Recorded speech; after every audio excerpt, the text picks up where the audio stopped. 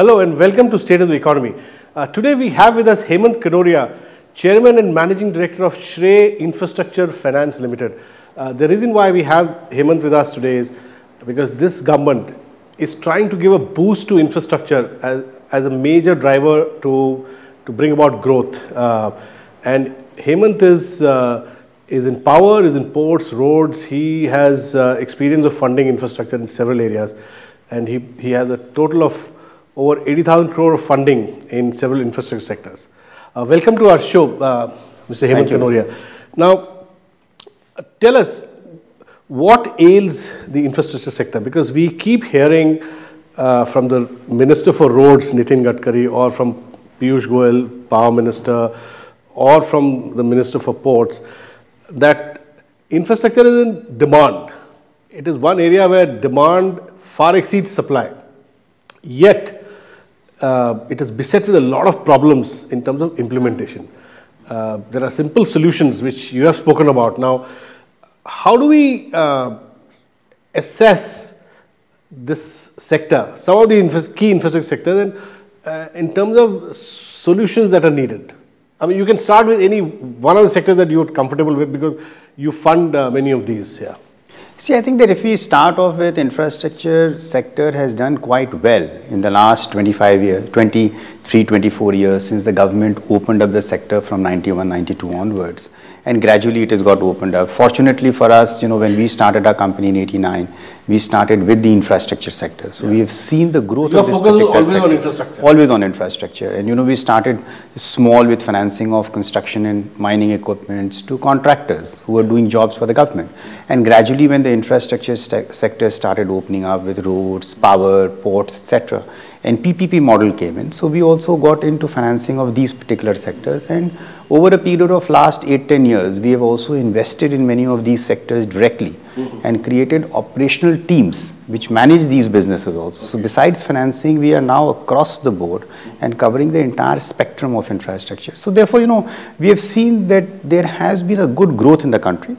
We have made some mistakes, anywhere where there's a rapid growth, there would be some mistakes also. We have made some mistakes. Are they in the nature of policy or regulation, or what? The mistakes? Both. I think that it has been on the part of policies, some regulations and all have not been, revised as the learning has come in. And are you satisfied with the PPP model? Because there is consensus now that PPP, as we practiced it, it's a bit broken.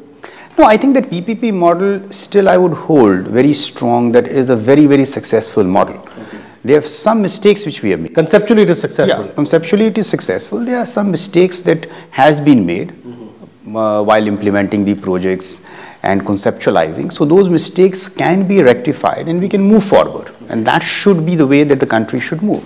Instead of saying that, PPP is not a good model, we should throw it out of the window, and it's like throwing the baby with the bathwater, as they traditionally say. But many of the places in infrastructure, what has happened is that we have put the cart before the horse. Yeah, okay. So that needs to be rethought about, that you have to put the horse before the cart. Otherwise, the cart doesn't move. And there are the problems which are now there is that first of all in PPP, because it is, and especially in infrastructure, it is all involving the public at large. Yeah. So the first thing, whenever any project is conceptualized, has to be thought about that what is the toll rate which should be charged, which is fair to the public and also to the PPP partner. And when you are creating the infrastructure, similarly for the power, at what price tariff that you should give the power. I actually want to come to this. Now, this has been a major issue in India. At what price are you delivering power?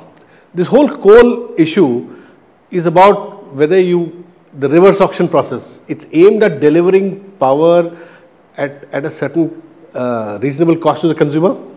Isn't that right? That is the whole purpose behind the reverse auction which the government is doing now.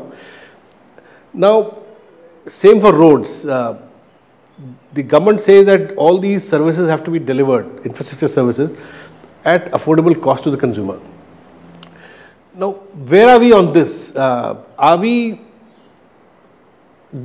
hopeful that we'll be able to deliver at costs which will make the sector grow? No, I think that you see in the road sector, the problems are totally different than the power sector.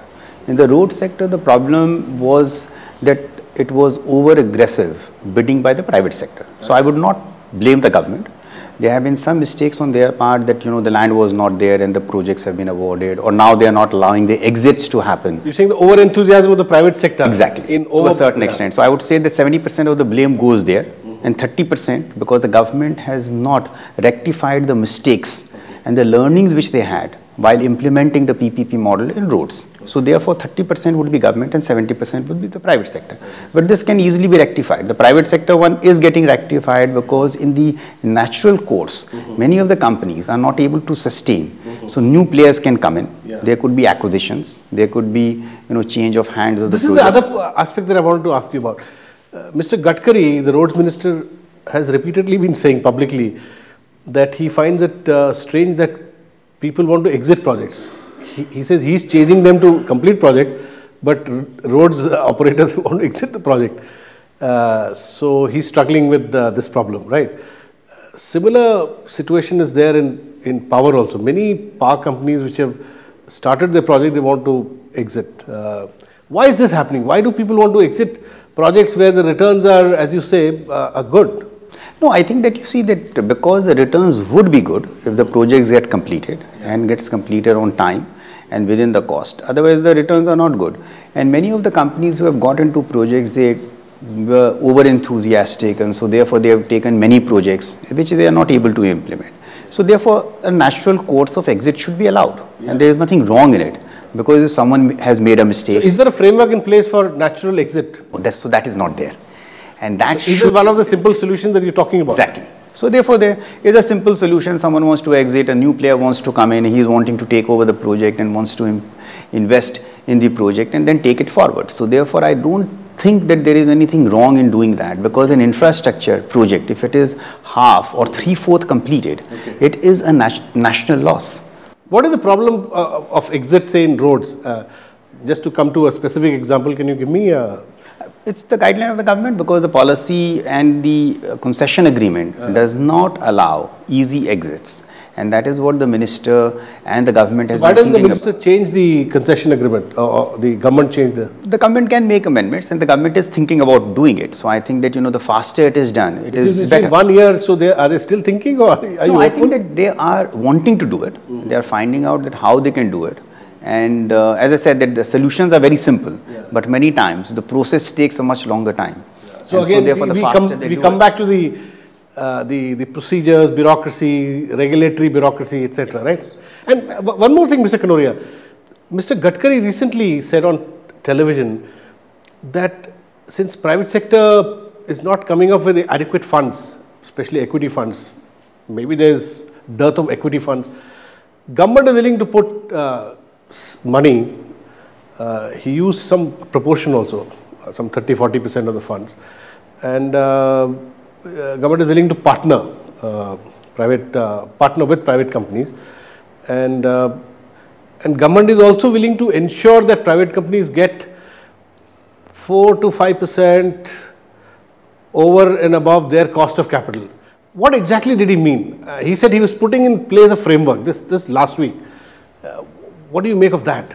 See, it is still not out, so therefore it is very difficult to say. You must have also heard of this new... There are a lot of new ideas which are floating around. I don't know that, once we see it being announced by the government, then only we can comment on that. But today, whatever is existing, I do not think that there is anything wrong in the present system. There are certain mistakes where there has been learnings, and I think that from those learnings, we should move forward, correcting whatever mistakes have happened. So road sector, I see it is not that complicated. It is quite simple. Relatively easier to handle. Power sector? Power sector has got quite complicated, because in the road sector, the biggest advantage was the toll rates were fixed by the government, and then they work backwards. That seeing that this is something which is fair for the consumer, whether it is a commercial vehicle or a scooter or whatever it is there. So they fixed up a toll, and accordingly they went. So therefore the horse was before the cart, and therefore it moved. And therefore we have seen so many roads. Sequencing was right in roads, reasonably right. Unfortunately, in power it has not happened. In the power sector, it has been put into various silos. So coal is a silo, gas is a silo, then power distribution is a silo. So therefore everything has got so complicated, generation, transmission, everything has been put into various silos. They need to connect now. So it has to be connected, because ultimately the first thing which has to be determined, like in the road sector, that for the power sector, what should be the tariff to the agriculturists? What should be the tariff for the residential consumers, commercial consumers, industrial consumers? Okay. You lay down a framework and then let the states That's decide. What the regulator is supposed to do, right? Yeah, but you see, at the central level also there has to be a vision and there has to be a plan of action. So what you're suggesting is, correct me if I'm wrong, what you're suggesting is at the central level, central government level, they must have an idea of a certain band within which they'll supply power to the consumer, and on that basis they look at costs. Is that what you're talking about? Absolutely. So then you work back. Sounds so simple, right? Yeah, it is actually very simple.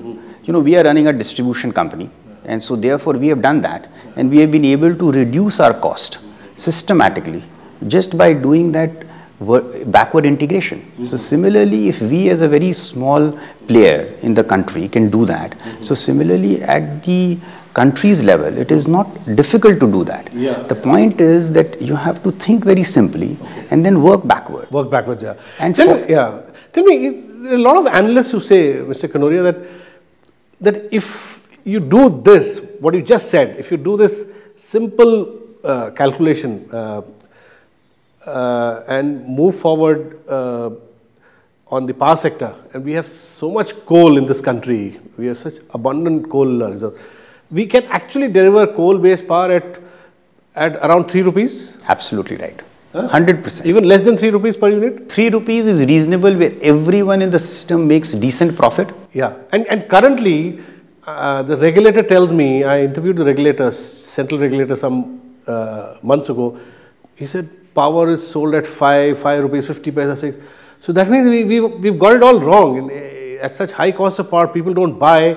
And then the state electricity boards, they go into huge losses.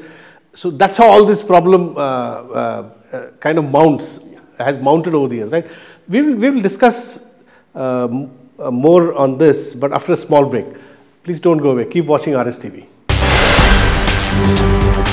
Welcome back to State of the Economy.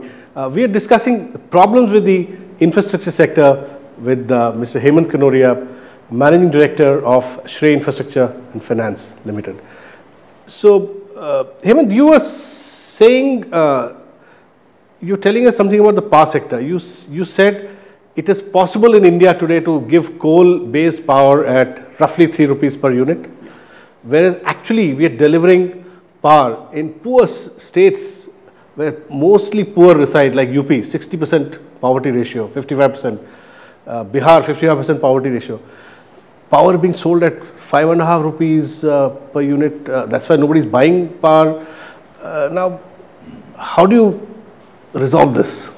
No, I think the solution is very simple. I don't know that how it will be addressed. It may be sounding very simple. Maybe the government is also considering and thinking about it. They may not be finding it. Although I must say, Piyush Goyal has specifically made a statement that power generation, distribution has to become more efficient to deliver power at these rates that we are talking about at rupees. Now, I don't know what they're doing about it, whether they're integrating the various silos that you spoke about. So, how do you see these silos linking up? See, unfortunately, I think that we have just gone wrong again, because we have 300 billion tons of coal reserve in the country. So therefore, naturally, if a person thinks in a very commonsensical way, you would find that if you have so much of coal, then the power prices, coal-based power should be lower, because you have resources available. Sure. So how do you increase the production and how do you get the coal available at the lowest cost? And you set up plants wherever there are coal mines. You don't have to set it up in the south or somewhere, and you can take wheel power through the national grid which is getting created, and the government has done a very good job of doing that very successfully. So you can... So are you satisfied with the grid infrastructure at the moment? Yeah. I think that they're working very hard on it, and we will have a national grid all over the country which will be well connected. And carry on, so you were saying something here. So therefore I think that in the coal sector what was important was that how do you make the coal available to the power plants at a lower cost. But unfortunately, I think that there are reasons that all of us, we know that because of the auction of the coal mines now, I just don't know what is going to happen, to be very frank.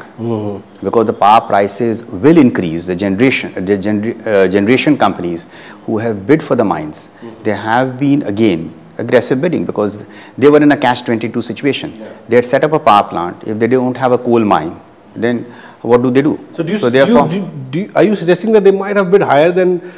Definitely. If you see the bidding process. So you're saying the reverse auction, which was designed specially for people to bid lower for coal for power, may not have worked as much as the government had thought it.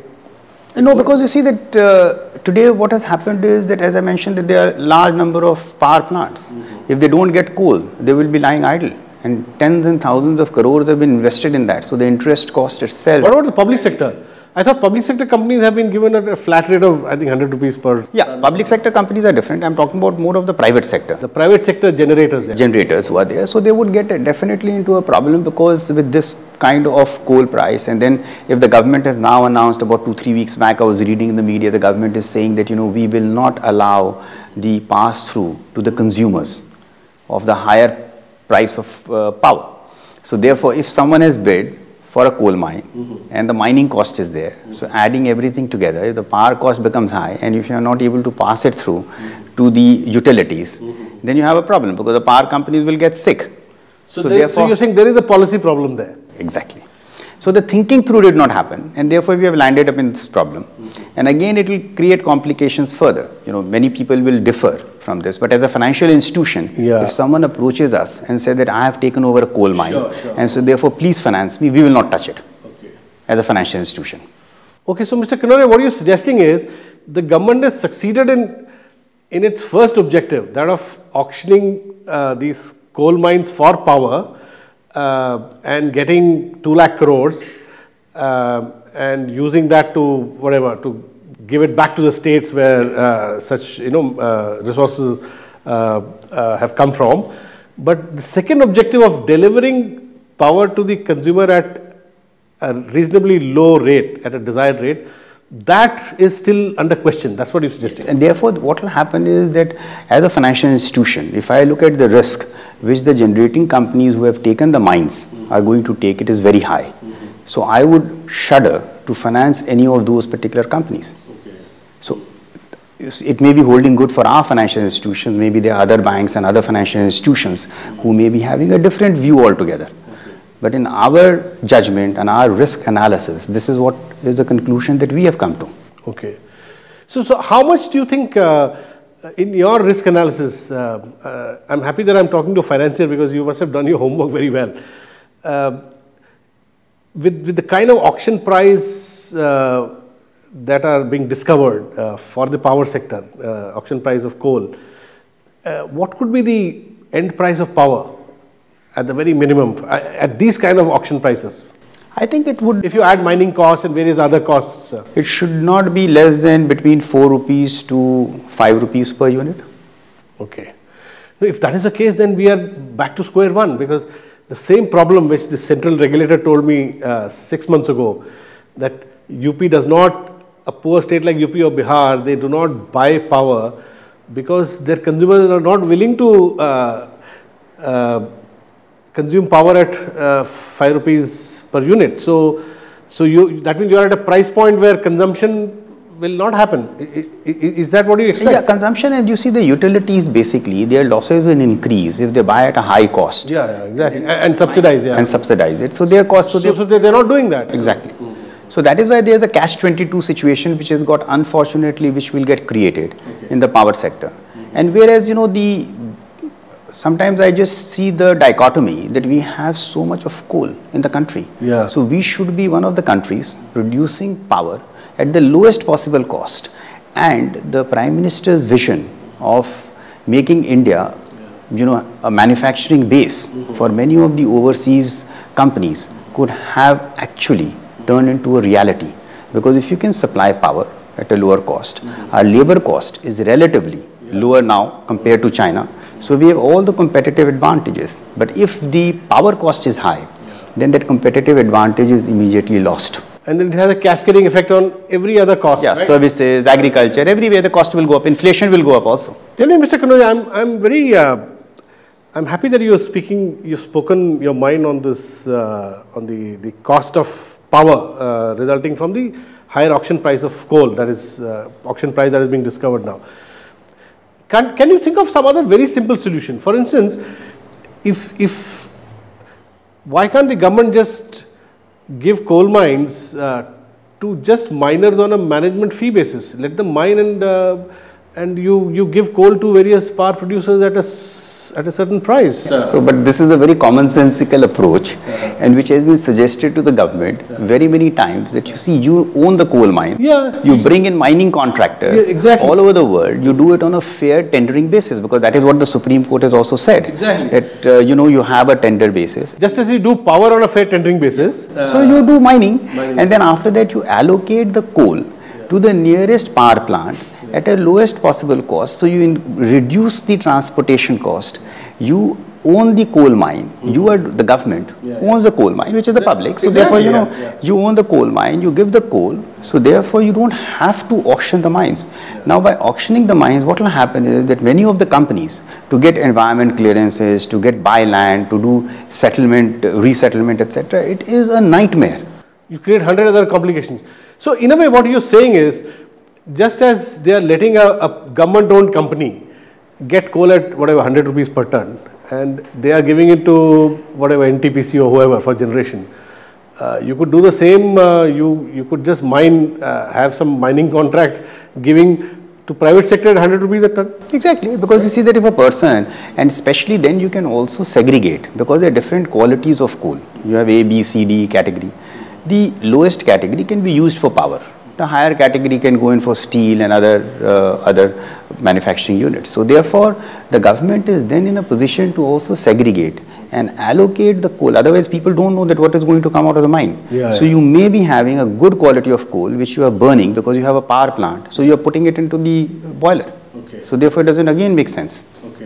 So I think that is where, but why do you think such a simple solution is not has no takers in the government? Because when you see a solution to be so simple, you don't trust it. Is that the case? This is a solution which you have suggested, not me. And you can understand that it is commonsensical, and it is also a very, very easy, practical solution. So this is what should have been followed. But unfortunately, now we have gone on a different track. There's a similar solution which was suggested on spectrum auction also. Somebody said, instead of going through this complicated spectrum auction process, government is the owner of spectrum.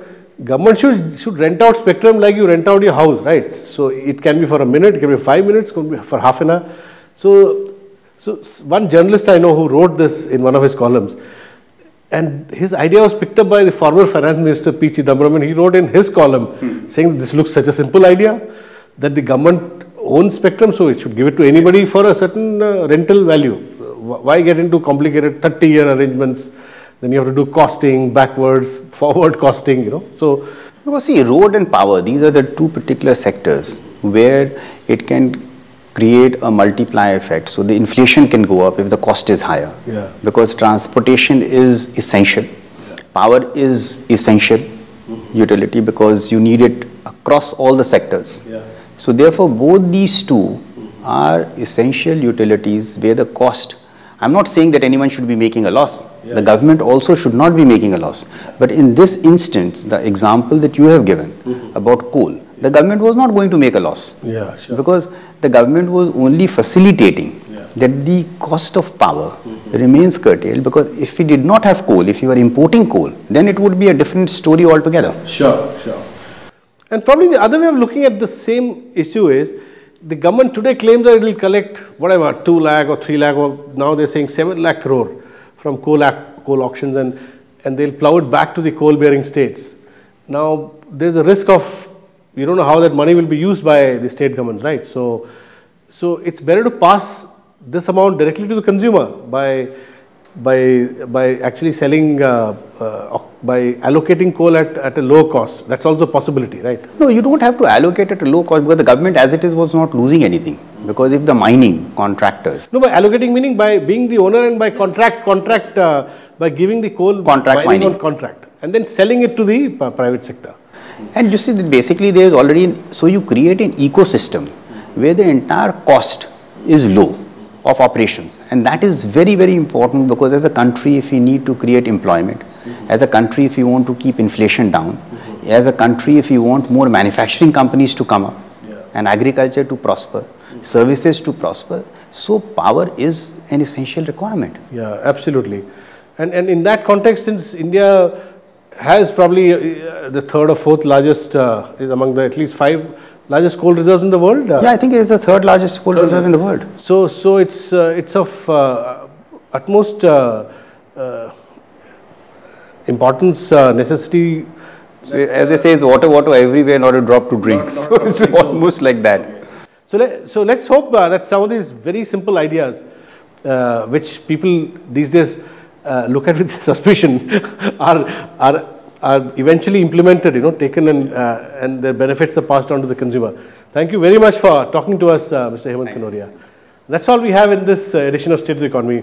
We'll be back with you next week. Thanks for watching.